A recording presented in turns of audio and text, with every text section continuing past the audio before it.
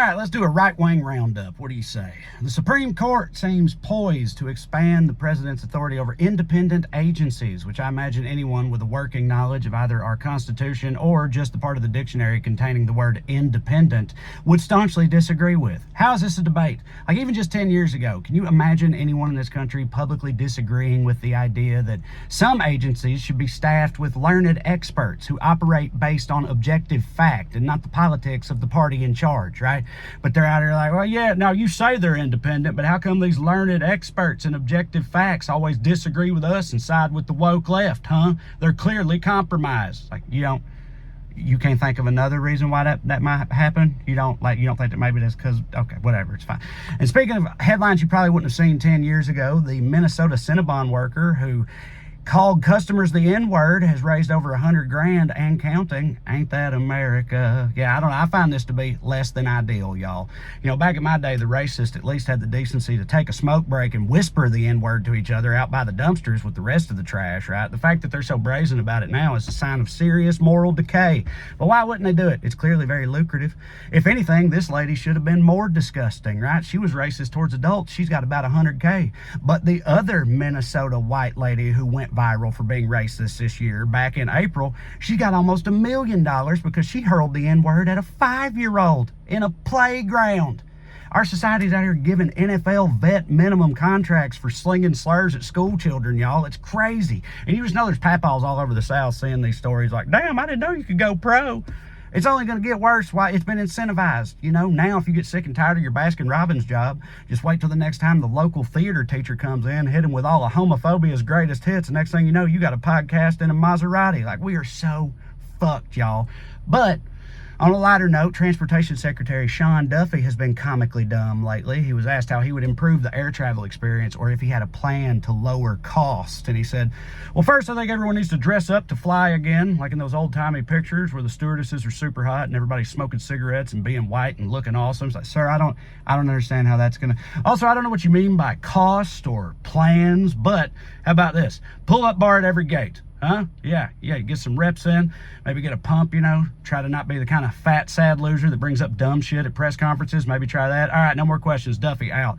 Listen, I travel all the time, right? I'm going to tell you right now, if I see a white man at the airport doing pull-ups in a 3-piece suit, like, I'm 100% going to assume that in his spare time, he axe murders people while critiquing contemporary pop albums, right? I'm just saying. Okay, everything's a nightmare. Thanks for watching. I got more for you in just a second. All right, YouTube, we'll dive a little deeper in just a second. But first, I got a scam call earlier today. Happens all the time, right? I think we all know whatever. The apps we use sell our data. These people get our phone numbers, right? But did you know it's a lot worse than that? Look at this redacted report from a data broker, all the different categories of info they have. It's number, address, family members, known associates, neighbors, jobs you've had, crimes you've committed, boats you've driven. I mean, they just got it all, right? It's upsetting. And we all know technically we give these apps permission to sell our data, right? But nobody likes it, but you feel like you can't survive in a modern world without these apps. So what are you going to do? Well, a lot of people don't realize it's the law that if you go to these data brokers and tell them to take your name off their list, they have to do it. But they make that incredibly difficult and not at all intuitive to actually achieve. So that's why I want to tell you about this week's sponsor, Aura. They take care of it so you don't have to.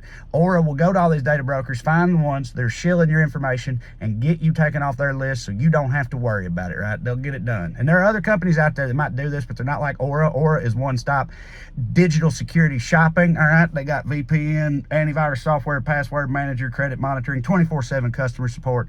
They got it all. So if you want to take control of your own data privacy back, then you can click that link in the description below. You can try Aura today for 14 days free, more than enough time for them to get your name off of these nefarious lists, all right? Strike back at these scurrilous digital vagabonds using Aura. Take control of your digital privacy. I did. You should too. Try Aura today. All right, YouTube, and we're back. Time to dive deeper, right? That's what we do here now. That's what this part is, the postscript, as it were. The postscript, it's much longer than the introductory piece itself. What are you going to do? Back here in the old office climbs, if you listen to my podcast, you're familiar with this. These surroundings. Got the tour poster and the bullet hole over there. It's not actually a bullet hole hanging in there. Thanks for watching, and thanks for still being here for this part, if indeed you are. I hope you are, and I appreciate it.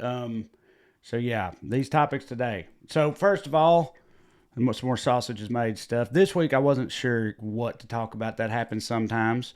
Uh, Sometimes, obviously, there's a thing going on in the world that's like there's no, you don't even have to think about it. You know immediately, if you're me, what the subject matter for the video is going to be that week for the rant video, because I'm just as pissed off about it as the rest of the world is, where it's one of those topics that everyone is talking about at the same time. So there's no, no thought process required, no decision making on my part. But then other times, there's not as much going on. That happens less in a Donald Trump world, I can tell you that much.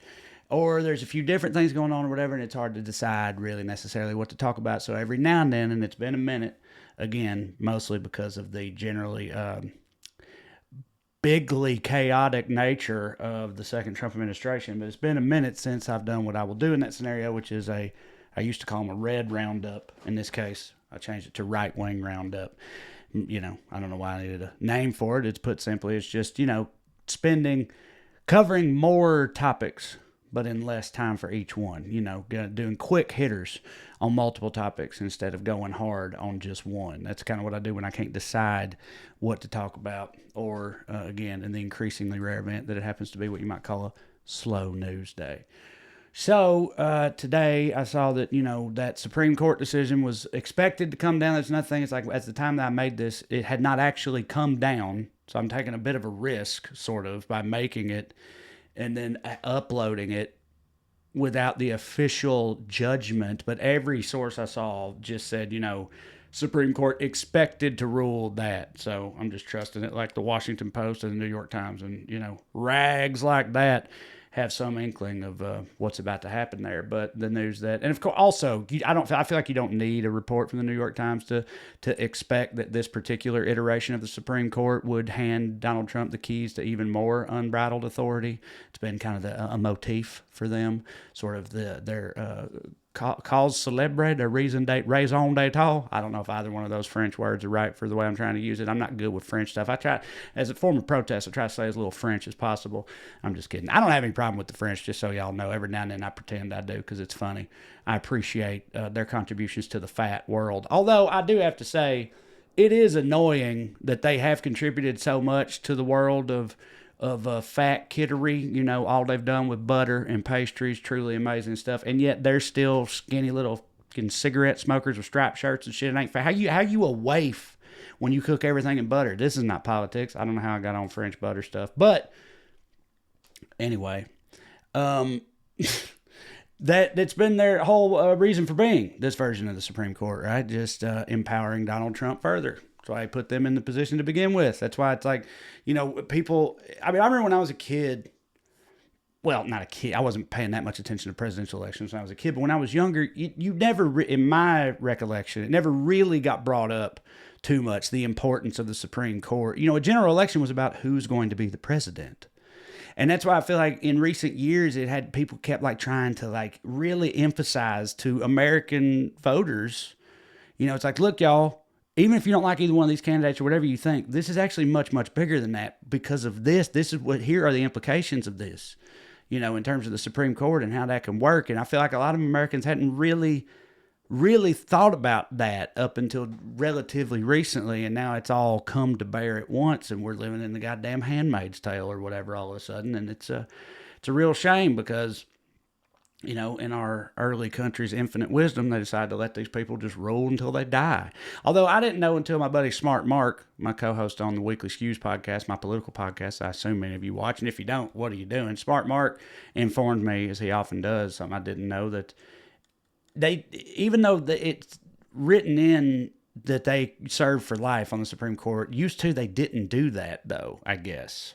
You came in, you did it for a while, and then you I don't know, fucked off to a orchard. Why? What did they have speakers at colleges back then? I don't know what old judges would do back in the day. Probably something pretty horrific, if we're being honest, depending on the year. But yeah, kind of the expectation, even though it was set, they were decreed to rule for life, that they weren't. And of course, nowadays that's changed. That's the problem with a lot of our old rules, right?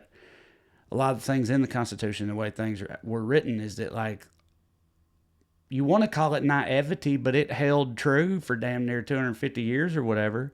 But that early on, a lot of these rules and things were put in place under the assumption that there would be some level of integrity or competence or both in the people that these rules were applied to, the people that we gave all this power to, that just overtly bad actors would not be involved. There was some degree of assumption of like honor or whatever in a lot of these rules. And it's the same, I feel like, with the Supreme Court. You just never expected like that people would,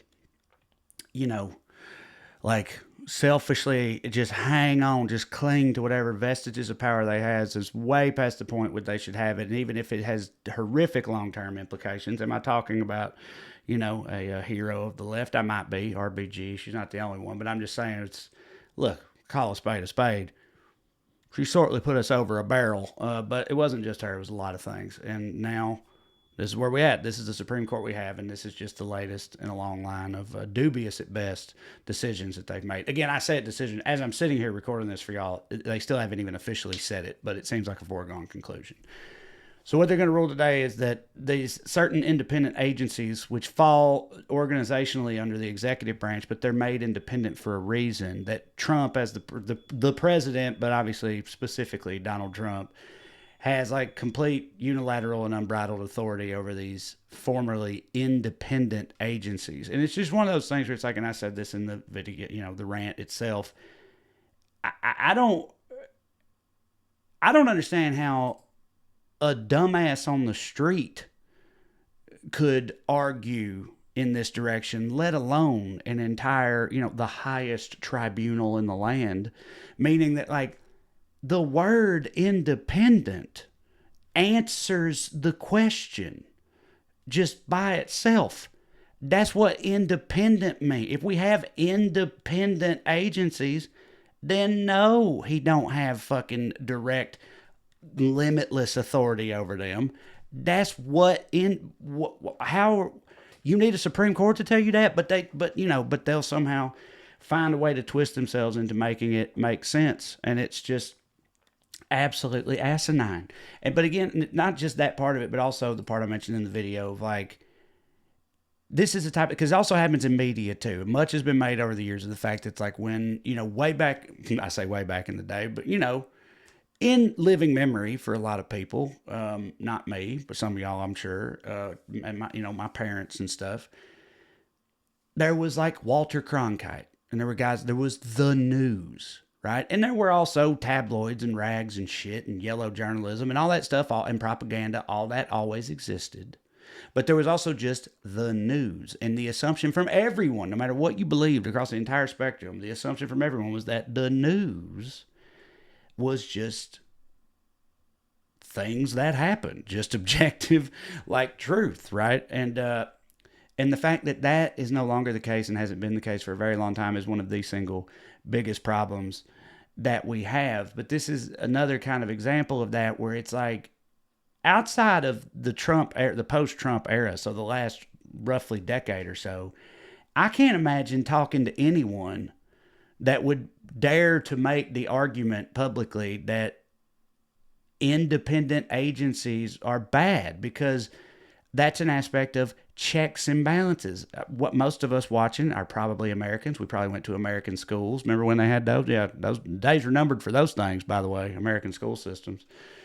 But we all know that like one of the very first things that an American kid learns in school, while we were still teaching them stuff, especially history stuff, one of the first things you learn is that, or about our founding fathers and the founding of this country, one of the very first concepts you get familiarized with was that they were of the opinion, basically, that kings or tyrants, bad, checks and balances, good, right? Checks and balances.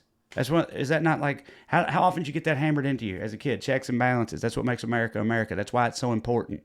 They wanted above all else to ensure that no tyrants could rise to power in this country. That they weren't going to let that happen. That was like the like prevailing motivation that they shared. They violently disagreed with each other, the founding fathers, on a great many things. But if there was one thing, at least, that they mostly all agreed on, it was tyrant's bad, checks and balance is good, right? So the idea that the modern conservatives in this country, almost 250 years later, right, in the year of our fake Lord 2025, that they're out here trying to gaslight the patriots and their base and the rest of us, commies, all at the same time, gaslight us into thinking that like that John Adams and George Washington and them would have been on board with some shit like this is insane. Asking John Adams, like, how you feel about tyrants? Well, generally, I'm opposed to tyrants, obviously. It's like, yeah, let me ask you this. Let me throw this at you. See what you think about this. Let's say, hypothetically, that the tyrant in question is fat, dumb, old, mean, and bad. Would that help? Would that change the way you feel if we specifically took an idiot man and made him the tyrant? Would that like make it better in your mind? If the tyrant was wholly incompetent but also cruel to his very core, would that be better? You think John Adams would be like, oh wow, we didn't think of that. Now you're onto something there. Like, give me a fucking break, dude. They got to stop jerking themselves off, putting on their fucking flag lapel pins and jerking off the founders and all this stuff that they do while spitting in the face of everything that they stood for. It's horrific.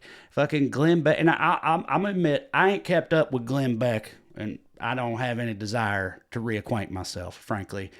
I don't know how far down the path of MAGA lunacy he has gone or not. I don't know. For all I know, Glenn Beck is like a relic of a bygone era of conservatism.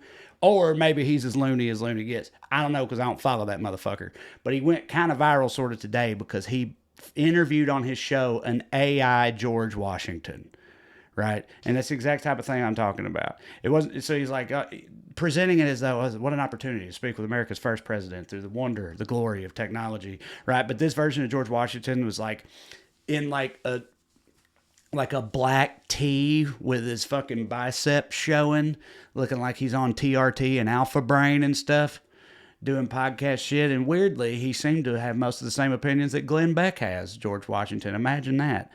I bet that must have been very validating for Glenn Beck to find out that AI George Washington seemed to agree with him on most stuff. But yeah, it's just such a dumb fucking world that we live in. And I feel like, I say this all the time, I feel like you're being gaslit by reality at every single turn. But another thing that I don't understand how anyone can argue with a straight face that it's not a problem is this, reward for racism that our society has set up. And I know there's assholes out there that you can never control. That's true. But I'm telling you right now, I don't care what anybody says. I grew up in one of the most redneck ass towns in the red ass state of Tennessee 30 fucking years ago. And I'm not just saying this. Saying the N-word out loud in my school was the surest way to get your ass whipped. And I mean that. Now, granted, I had black kids in my school, and they was the ones who would whip your ass, not my ass, rednecks who said the N-word's ass, but I seen it happen a bunch of times. You didn't just go around spouting the N-word in my redneck-ass tiny little hometown 30 years ago. But now, you can fucking scream it in the lobby of a Cinnabon in a major metropolitan area in a ostensibly progressive state and get enriched from it, get money and fame. What the fuck is any of this?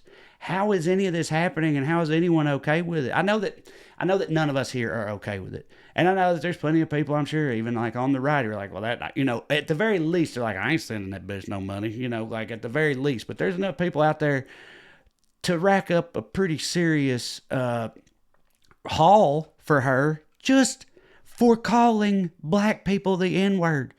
As I said in the video, good Lord, imagine if our papaws knew the kind of opportunities that would have been available to them. I know that seems to fly in the face of what I just said a minute ago, the whole papaw thing, but it doesn't. That's the thing. There had been so much progress. I used to say that all the time when I was younger, and I can't say it anymore.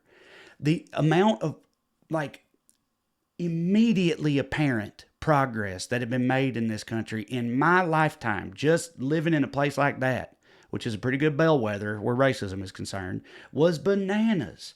Dude, because when my grandfather, because I'm the first member of my paternal lineage to ever leave that part of Tennessee. We've been there since like since a much worse time for us white people to have been there. But what, not worse for us. Anyway, it doesn't matter. Anyway, we've been there a long time. And my grandpa, he, like, crazy, overtly racist, real free and loose with the N-word. And that's what I'm saying. I'm his grandson. By the time I was in school, that shit did not fly. Things had come a long way. Like, progress had been made. It really had. And we've just thrown all that smooth the fuck out. I mean, again, not everywhere, but enough that it matters. It's the worst. Well, I don't know if it's the worst thing Trump has ever did. That's a high-ass bar, or low, depending on your perspective. But that's saying a lot. Saying anything is the worst thing Trump's ever did. But one of them for sure is emboldening these people to just be totally loud and proud with their abhorrent beliefs and philosophies and stuff. And that, but even that, it's like, that's one thing. Like, just them having no shame about it anymore. Because that was the thing that had changed. It's like, it's not, you didn't ever make none of these racist people not racist anymore. And I alluded to this in the video. You didn't make them magically not racist anymore. But society had successfully installed the concept of shame into these people. They knew better than to do it in public. They knew there would be repercussions. They knew that that was at best uncouth. I mean, they don't know the word couth, but you know what I mean? It's like, it ain't a good look. They knew that, and that's what is gone. But it's like, even that would be one thing. If the fact that now their masks are off, like, that's by itself, that sucks on its own, but it's not just that. Is that you can become a millionaire off of it. More than that. And no, but not even by being like the most famous Zoomer Nazi, like weird ass Nick Fuentes or something, just by working at Cinnabon and saying the N-word. Like, what? How is any of this real? And then finally, the last story today to elaborate on.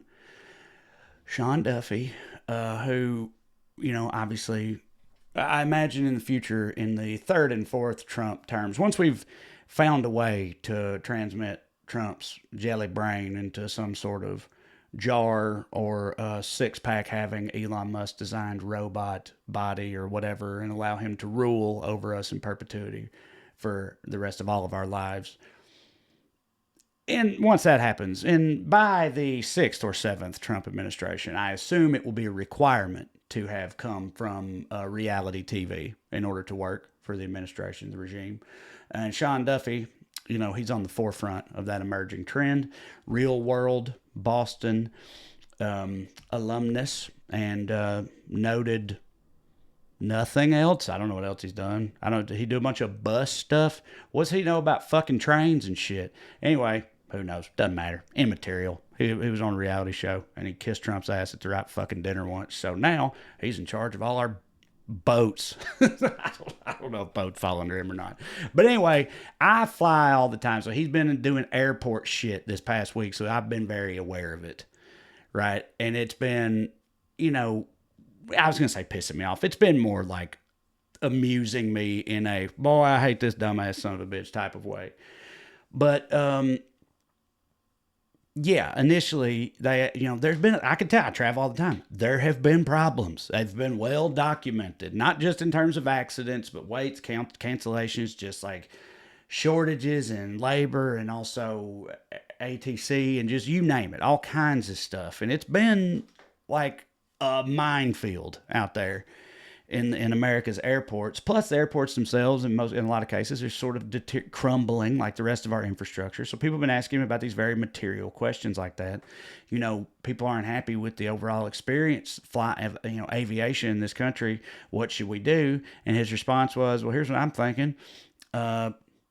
Maybe take your sweatpants off, you fat piece of shit. That's pretty much what he said. Not exactly, kind of. I took it personally. I heard that because I often fly in sweatpants. And, you know, he would be like, yeah, and you're a commie loser. So you're exactly what I'm talking about. But here's the thing. I know from flying so much.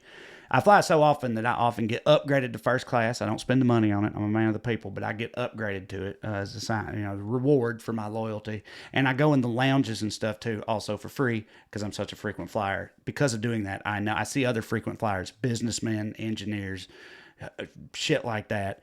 And, almost none of them are getting gussied up to the nines like Mad Men style anymore. That's pretty much a thing of the past, even for your most well to do white businessmen.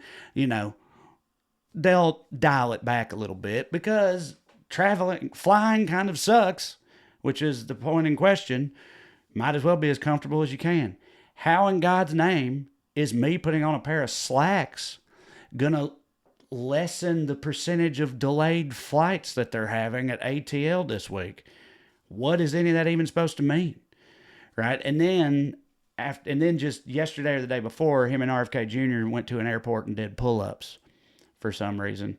Still not entirely sure what that was supposed to be about. But they was asked, like, rising costs. It's so expensive now. What are we going to do about that? And he was like, I don't know, but check this shit out. How many of these can you do? Just started banging them out. Super impressive. So I don't know what any of that is, but it's very like on brand for the Trump administration to just completely ignore, if not disregard, the actual problems and concerns that people have in favor of some meaningless theatrical horse shit. So the order of the day indeed, baby. We're almost through 1 year of Trump too. We're getting there.